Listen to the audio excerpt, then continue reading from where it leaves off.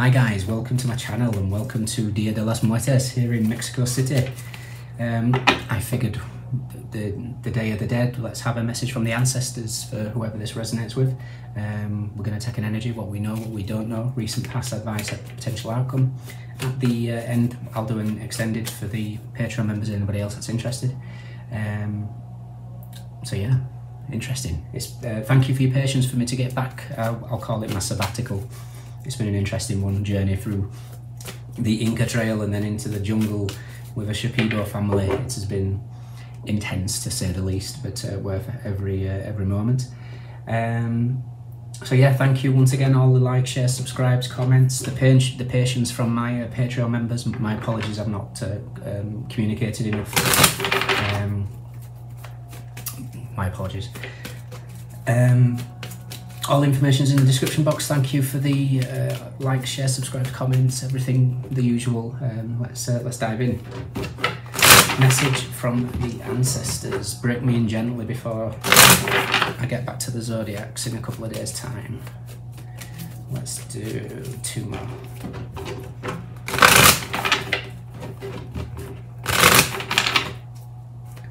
Okay, the message is the 8 of Swords.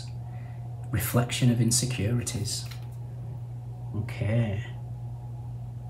Interesting, I was just discussing this with a friend. Right. Your ancestors want to recognize how powerful you are.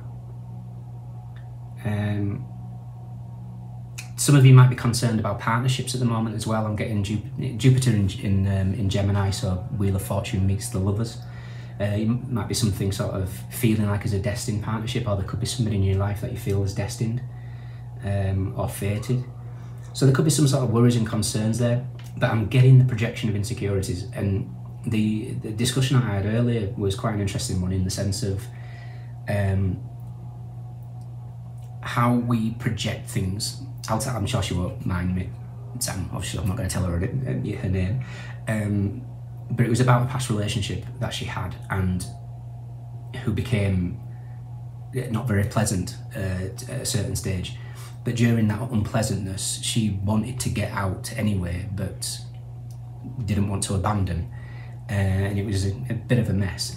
And it was this kind of, the ancestors are trying to show here how powerful you are, that he eventually even turned quite not very pleasant in his words towards the end. And what we came to realise is like this projection of insecurities. If you're wanting out of a situation, your subconscious will take over. You'd call it your subconscious, call it your ancestors. And your insecurities then project out and they're mirrored back to you.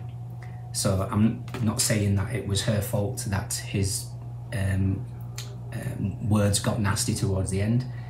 I'm saying that her subconscious projected her insecurities back so that she would make that decision to leave. And that's kind of the energy of how powerful creators we are. So switch it up. What do you want? Look into the mirror. What is it that you seek? What do we know? What don't we know? Recent past. I love it when it works out like that. Advice. Potential outcome, fantastic. Okay, 9 of Cups, wish fulfillment with the Fool. The 9 of Cups in the Fool for me is overnight success. And this is how quickly life changes when you acknowledge something. It happened to me the other day. I was slightly judgmental towards something, and that came straight back at me less than an hour later. And it was just to show how quickly we can, and you know, life was going a bit intense for me for a period until I recognised where that judgment was, and all of a sudden just the whole path was clear again for me. It was a whole hoo-ha. And again, it's just showing you, when you recognise what you've projected, what you've created yourself, how quickly it turns around for you from that point. So we've got the Nine of Cups and the Fool, overnight success. Then we've got the Two of Cups and the Star. There is fated, the stars are aligning for relationships, there is no doubt about that. Eight of Cups, Saturn in retrograde in Pisces, indicates that it's probably lining soon because the retrograde ends this weekend. Strength, Knight of Pentacles, Queen of Wands, Temperance and the Moon. Temperance and the Moon, Moon in Sagittarius is the 12th of the 12th this year, so there could be something significant that happens then. Let's just check out the Nine of Wands, which is the Moon in Sag.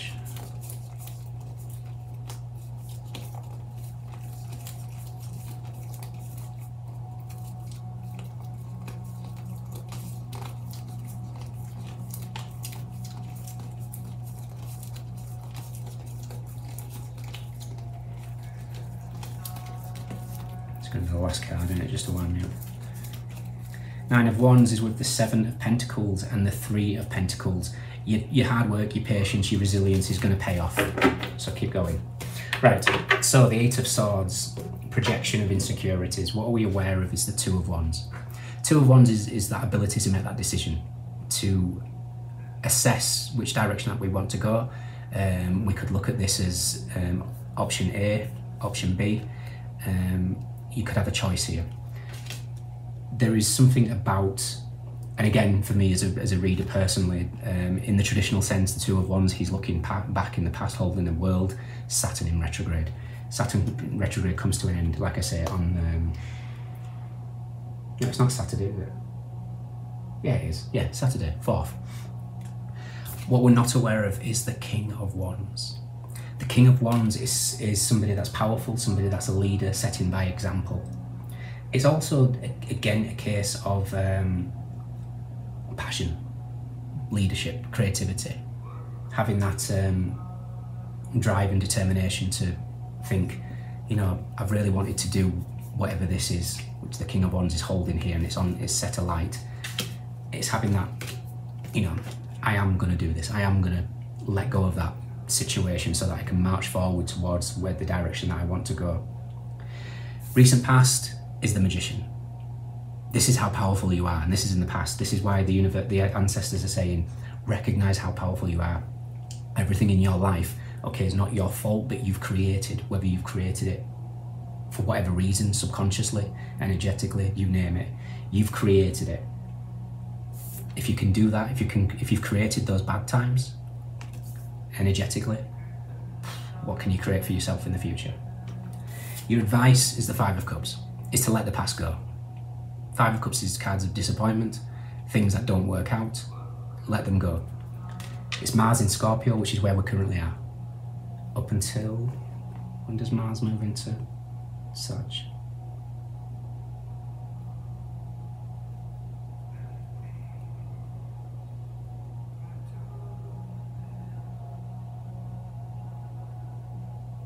Oh, until December the 28th. So we've got plenty of time. So this is Mars in Scorpio. So basically the ancestors are saying act now. You know, if we think Mars in Scorpio, we look at it energetically. The cards of the Tarot for Mars, Tower and the Emperor. The card for Scorpio, Death.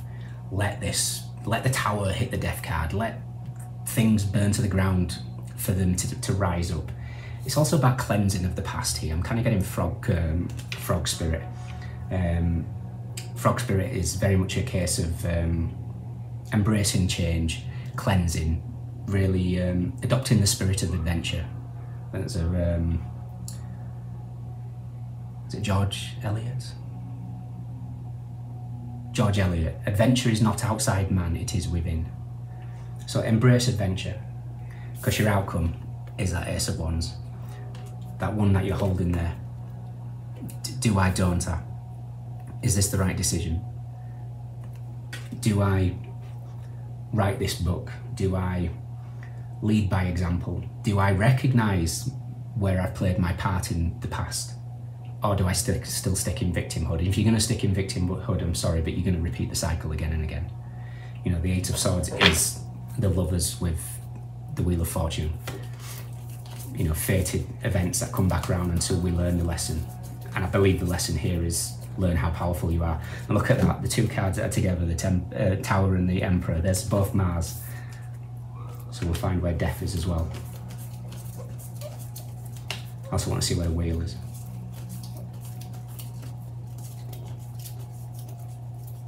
Lovers is with the High Priestess, so there's definitely some sort of intuitive connections for some of you. Death is with the Six of Pentacles and the Knight of Swords. Something has kicked into gear very quickly. Death being Scorpionic energy, Six of Pentacles being the moon in Taurus, which we just had finishing the eclipse, clearing 19 years worth of karma. Something has moved, something has shifted very, very, very quickly. And the Wheel of Fortune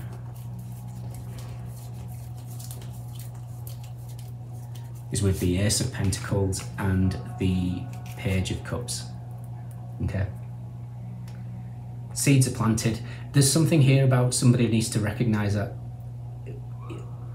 people that are destined are attached to the Four of Wands, the Emperor and the Empress. People that are destined to each other, there's an invisible red thread. So if somebody's entered your life, left your life, and you're not happy about it, or there's something that doesn't feel quite done yet, if it's meant to be, then it will come back. There's the red threads of fate. So I'm seeing it in a different deck, that Page of Cups, in the Tarot of the Fables or something like that, I can't remember. So, guys, recognize your power. Your ancestors are all around you saying, this is power. How are you going to use it? And with great power comes great responsibility, as Spider-Man says. Okay, guys, in your extended, I want to look at what we're going to touch on, the connection that I kind of feel like somebody's worried about with the Wheel of Fortune and the Lovers, but mainly I want to see what this Ace of Wands that the King and the actual outcome is about. So yeah, acknowledge your power, people. You have it in abundance, and your ancestors want you to know that. Okay? If you can join me in the extended, fantastic. If not, let me know if this resonates. We have Jupiter in Gemini, Mars in Aries, Gemini Virgo, Mars in Scorpio, Jupiter in Pisces, Gemini Aquarius, Venus in Cancer, Aquarius, Saturn in Pisces, Leo, Sagittarius, Cancer Pisces, Mercury in Cancer, Sun in Aries, and Judgment. Interesting, I was just going to look, Two of Wands and the Ace of Wands equals the Three of Wands, and it's with the Judgment and the Chariot. So when you make this decision of whatever it is that you need to make, whether it's just accepting how powerful you are and then putting it forward, life shifts incredibly quickly. Okay? Swords, Cups, Wands. I think we have to go a fair way for Pentacles, don't we? Yep, Pentacles, everyone's here, those are the standouts. If you can join me, fantastic. If not, see you soon. Bye.